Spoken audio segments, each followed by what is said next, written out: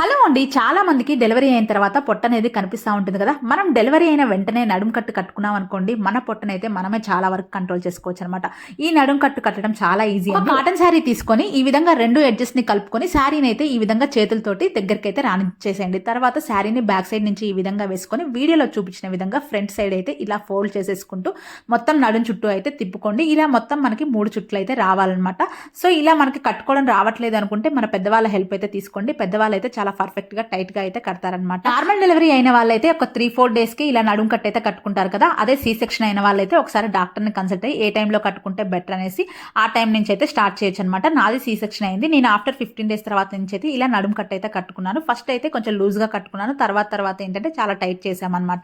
So చాలా వరకు నాది బెల్లీ ఫ్యాట్ అనేది కంట్రోల్ అయిపోయింది. ఇలా కట్ బెల్స్ యూజ్ చేసే కన్నా ఇలా పాతకాలం పద్ధతిలో నడుము కట్టు కట్టడమే చాలా ఉత్తమం అండి. సో ఈ వీడియో మీకు నచ్చిందా అయితే మన ఛానల్ ని సబ్స్క్రైబ్ చేసుకుని ప్రతి ఒక్క వీడియోకి లైక్ చేయడం, షేర్ చేయడం మర్చిపోకండి.